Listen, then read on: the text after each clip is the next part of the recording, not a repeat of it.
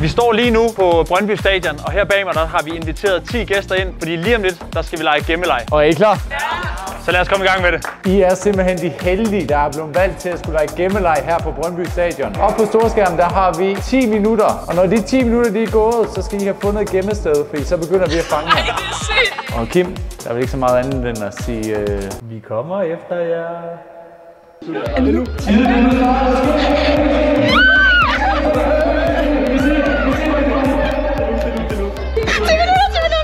Vores deltagere de har altså fået nogle regler, som de skal følge. Hver 15. minut, der skal de bevæge sig til et nyt sted. Ellers så er der jo sådan rimelig frie tøjler for dem her på Brøndby Stadion. Så lige nu, der har vi intet overblik. Det er dumt, vi er her faktisk.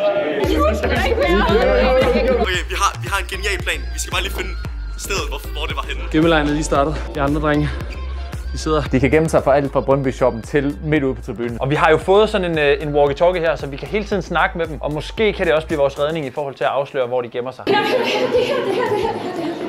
her, ikke? Der gemmer sig magi. Gå I ind først, og så skal vi bare lukke jer ind. Tog du snacksene med? Ej. Vi har 6,5 minutter, 7 minutter til stadig at finde gennem sig. Hvorfor kan jeg se to finde Holger? Lige nu har vi bare én mission. Det er at komme op på toppen af Brøndby Stadion. Og at lave lidt show med Kim og Mikkel.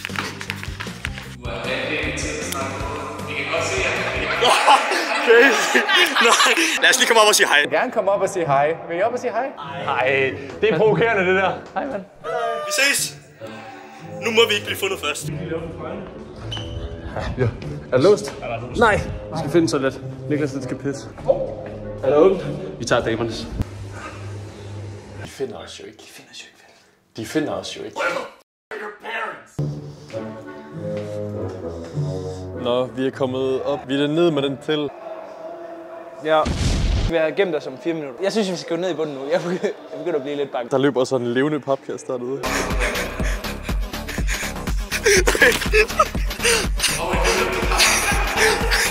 Bare drop den.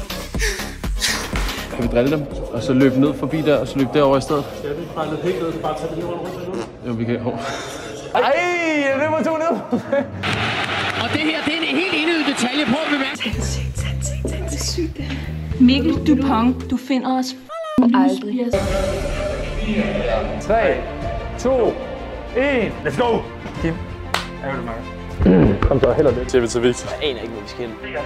Men der er de på vej ned. Og derfra forsvinder de.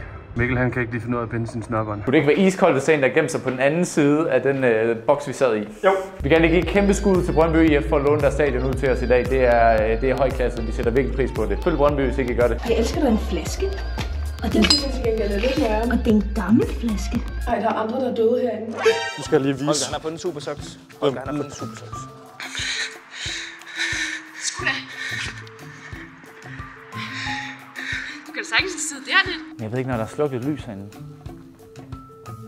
Der er ikke nogen herinde, det tror jeg simpelthen. Altså udover det er en mega fed lounge, så er det et godt gemmested også, men hvorfor er det ikke? Det var ved Michael Laudrup Lounge. De kommer nu. Så er det bare Er det ikke muligt? Det skal være muligt. Vi kan se jer, men I kan ikke se os. Det er godt nok heldigt for dig. Men smart med at lige have en pressefotovest på og et kamera. Står der nogen deroppe? Gør det ikke det? Er det Finn Holger? Der var en, der flashede deroppe. Welcome guys, i dag skal vi se, hvad har Tinder ude i Brøndby? Er det ikke sådan her show? Guess up. Kan vi få redigeret sådan en mega lækker sandstrand her? Jeg ved egentlig, hvordan at pigerne har det inde i rummet. Vi kan lave trends. Skal vi lave trend? Ej, lad os lige lave trend.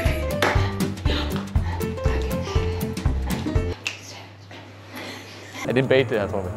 Skal vi bare sparke til den?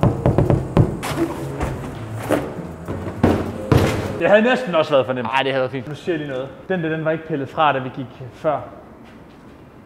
Jeg tror, vi har fået en plan. Vi skal i køkkenet. Hvad gør vi her? Spørgsmålet er, vi bare gemmer sig. Vi har kun lige skimtet nogen over på den anden tribune, og det er altså ikke nok til at blive godkendt, som om man er fundet. Vi skal lige hen og røre ved dem. Jeg har fået tilsendt en video af nogen fra Brøndby. Der er simpelthen nogen, der kigger på overvågning og holder øje med os.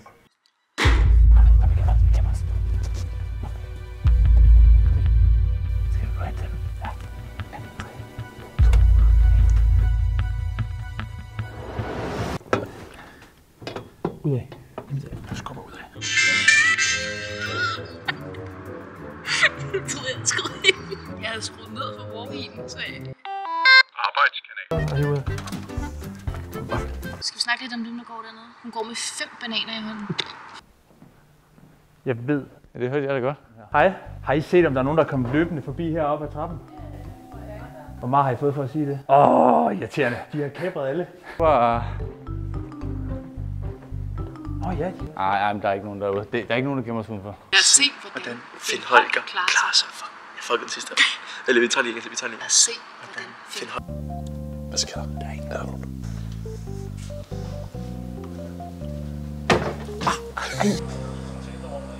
Der er noget heldigt i. Ej, det må vi nok hellere lade være med. Jeg tror, vi går tilbage til loungen. Vi får en lille snack, og så skal vi gemme os igen. Vi tænker, hvor det sidste sted, det leder. Der, hvor de startede. Er der nogen nu? Kim, har du set, der er forhæng for her? Men...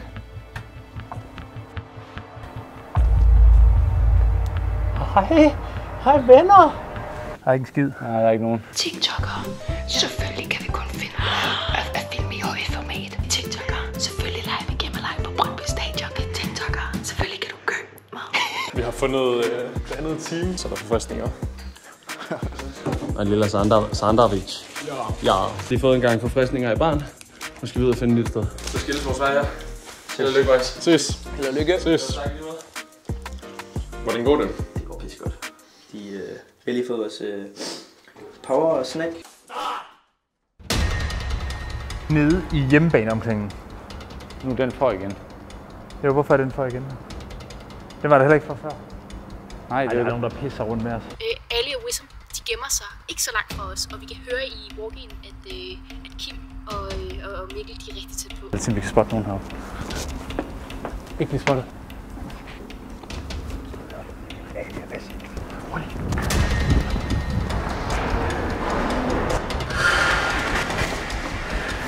Jeg har mistet Kim. Men der er et hegn, der blev væltet.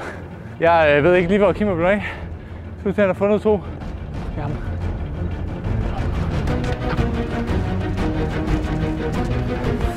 Se, hvad jeg har fundet. Ja. Første par er fanget. Halløj. Ali. Ja. Du er død, min ven. Det var hårdt. Kæft, de løber hurtigt, mand. Ja, jeg har dem. Jeg kan godt se dem. Har du noget, du vil sige til dine kammerater? Ali. Escape. I prøver at sætte de der for indgangen. Det var sygt lavet. For vi lagde godt mærke til, at nogle gange så var de væk, og nogle gange så var de der. Hvordan gled I ikke ned ad trapperne? Fordi vi har styr på det, og vi er vant til at løbe væk på side. Jeg er ikke vant til det der. Nej, god kommentar. Vi er blevet fanget efter 40 minutter tid. Kæmpe kriger. Det er ham, der blev fanget, hvis ikke bare forholdet. Det var mig, der blev fanget. Nu skal jeg vise jer, hvad jeg gjorde. Det var Wissam løb op, hvad jeg gjorde, for han løb lige forbi mig. Nu skal vi høre en god historie. Den hører ikke en gang. Du er beskidt jo. Er jeg stadig beskidt? Dedikerer mit liv til det her. Men det var grineren. Wissam løber op her. Jeg gør sådan her. Hopper over her, gemmer mig. Kim løber lige forbi. Det er sindssygt. Det er bare blevet. Første par er fundet. Vi er ikke dagens tabere, men vi overlever. Kom lige, nøgle på den. For helvede. Ja. Over i modsat side af hjørnet igen. Træk lige stolen rigtig hårdt tilbage, og så, rejs dig, og så tag stolen, så kast rundt med den. Gem dig bag døren, inden du gør det. 3, 2, 1. Ryk. Det er de overhovedet ikke travlt med. Den gør i vasken. Prøv at se, hvor beskidt jeg var. Altså, jeg var overtroet. Du har givet den fuld gas, jo. Oj! Kraftigt med der. Nej. Sig Holgerne. Gæster. Holger! Jeg ved ikke, hvor vi skal hen hjem.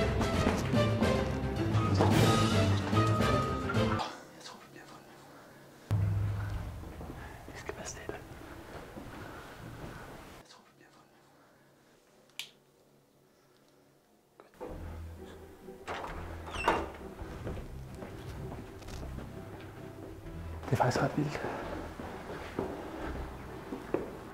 er der, vi var. Chatsfodbold. Fordi vi er bæredygtige. Chatsfodbold. Find jeres spændskinner på chatsfodbold.com.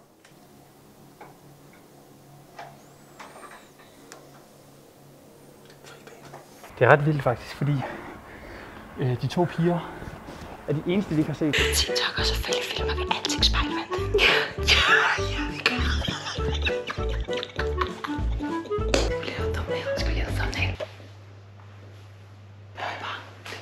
Følg Nana på TikTok. Ej, det kunne være rigtig lækkert. Det var en god idé, ikke? Jo, og du hedder Nomi der. Ja.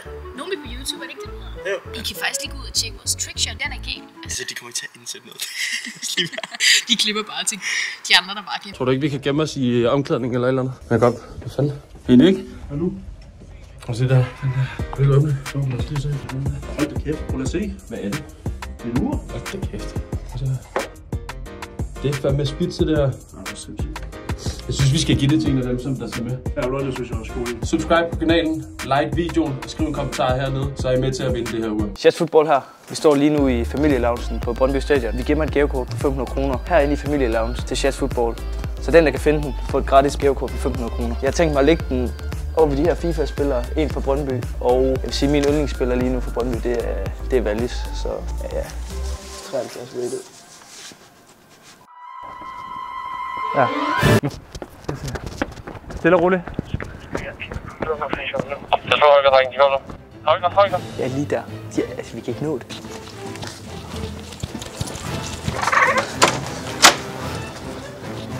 Jeg håber virkelig, Mikkel han fanger dem nu. Er de fanget? Let's go! Hej, boys!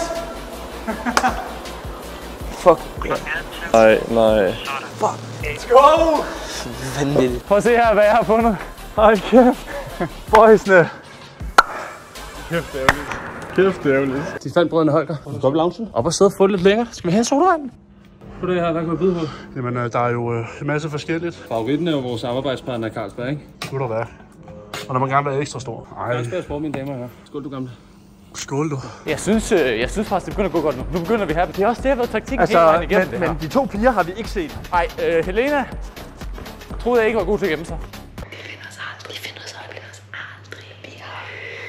Okay, vi er blevet spottet, og vi er blevet jagtet. Og indtil videre, så står det altså sgu 1-0 til os. Patrick, du filmer på den forkerte led. Nu er jeg altså prøv lige at dyrke det her stadion. Patrick, du filmer på den forkerte led. Hvad fuck snakker du om, mand? Står der og spiller sådan en din lov, mand. Det er også en kedelig taktik, bare rende rundt deroppe. Vi har jo bare set dem. Skal vi rekruttere hjælp? En Brøndby-trøje. Og så... Jeg synes ikke, jeg er god idé. Jeg synes, vi skal have noget sushi. Jeg giver sushi. Gør I det? Ja. Gør I det? Der kommer sushi. Vi har lige allieret os med to sammensvorne. I må så selv finde ud af, hvem det er. Så gik jeg lige over skulderen en gang. Og der er nu 30 sekunder, til I endnu en gang skal skifte sektion. Endnu en gang crazy. Okay, det er så Okay, vi skal videre. Liverpool er der vel over en, ikke? Jeg har sådan i ryggen. Jeg holder døren. De splitter op, du går den der vej, jeg går den der vej, og så mødes vi på midten. Du går selvfølgelig den her vej, for det her de er. Værst er, jeg føler, når man ikke kan finde dem, så gør de grin med en. De må ikke komme i mellemtiden, så. Okay, perfekt. Okay. Du skynder dig. Simon, han skulle det have en tissepause. Så jeg ved ikke, hvad jeg gør, hvis de andre kommer.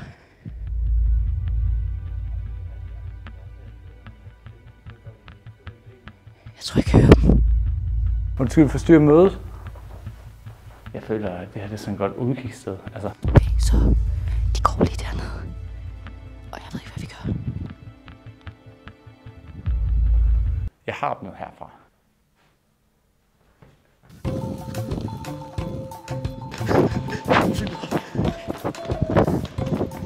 Planen er, at vi skal over til pigerne. Nej, nu må lad os finde Kim.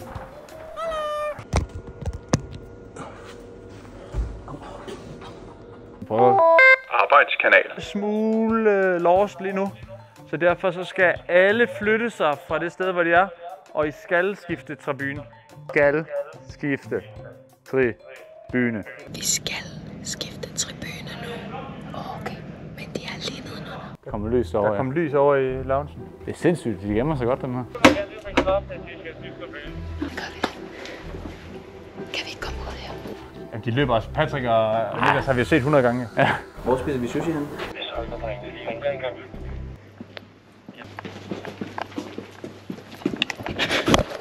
Okay, vi er jo nødt til at skulle finde. I skal også ud og finde. Ja, vi går i gang. Hvor skal vi op? Ja.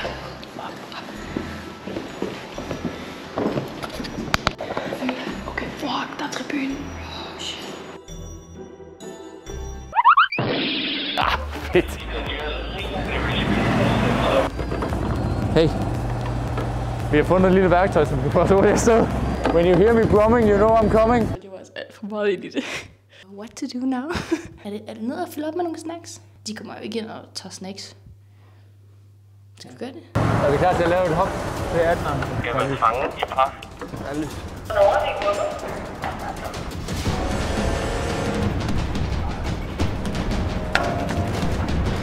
Ja, få noget. Ja. Nej, den er talt, den her. Han klarede den ikke. Vi kørte ham ned på vejen. I to. Satan, mand. Ja, det er helt sindssygt. Det var det værste, der var sket, det var, at I dukkede op for en trappe lige under vores tag. Nick, lad os bakke om frem. Hej, Nick. Hej, Nick. Ej, hvor er I syge, mand. Pigerne har vi slet ikke set. De her to her, ikke? Og det er det mest irriterende at finde Gemmeleg. Aldrig set nogen, der har løbet så langt. De har stået sådan, mens vi er gået over på den anden side, så har de stået herover og vinket til os. Og sygt provokerende. Hver gang vi så er kommet herover, så er de stået over på den anden side. Der er nu kun 2 par tilbage. Kan vi hoppe op på den der igen? Kan vi køre på den der vogn igen? Men så er vi der så. Ja, vi kører rundt på vognen. Det bliver vores tur. Vi sidder og gemmer os helt op under stadiontaget, og lige pludselig så for den trappe under os. Jeg tror, det er lidt heldigt, der dukker Kim og Mikkel op, og så var der ingen vej ned. Jeg prøvede at se, om man kunne løbe fra dem. Det kunne man ikke. Kim og Mikkel, de skulle for hurtigt. Tak for kampen. Det var godt kæmpet. Okay, så spørgsmålet er... Vi har skiftet til en tribune nu. Men skal vi ikke prøve at arbejde os hen? Og så arbejder vi os bare fra sådan pæl til pæl. Okay. Skal vi bare sætte os på tribunen med snacks? Ja. Okay, så planen er, at snacksrummet er lige dernede. Så vi tager nogle snacks, og så sætter vi os helt øverst op, og så sidder vi bare og hygger. Ud og fange nogle flere forbrydere. Klar, 3, 2, 1.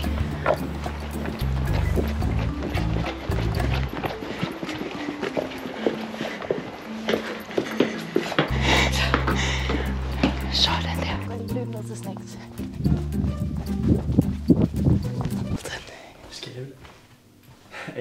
Er I blevet fundet?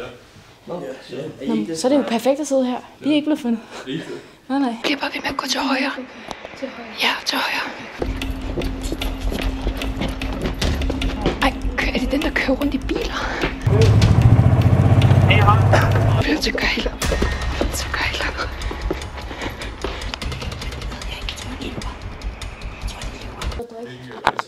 Tag en cola, så skal vi lige have nogle forfriskninger.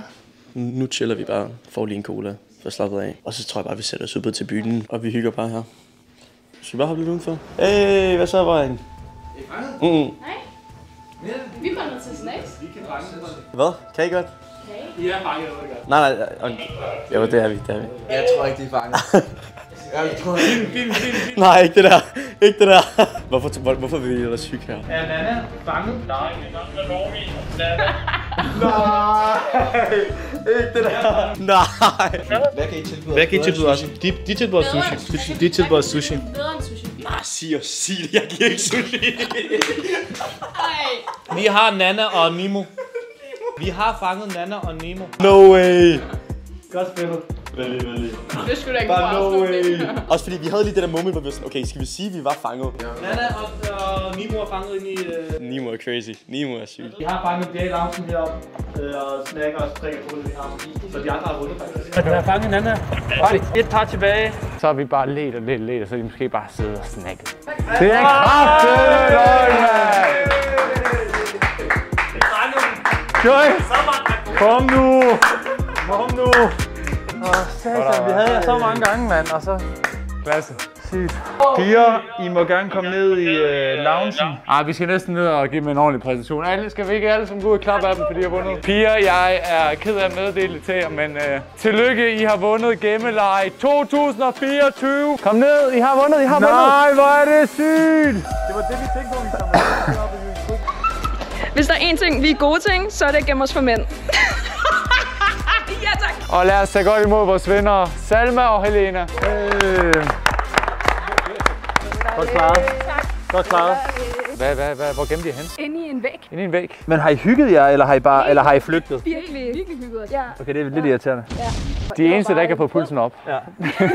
Så fortjente vinder. Utrolig skuffende indsats fra os af. Det bliver jo klippet, så det er ikke sikkert. Kæmpe tak til alle, der har været med i dag. Alle, der har været med, kanaler bliver linket i beskrivelsen. Gå ind og tjek dem ud. Det er nogle kæmpe legender alle sammen. Og så husk at subscribe for flere videoer. Godt klaret.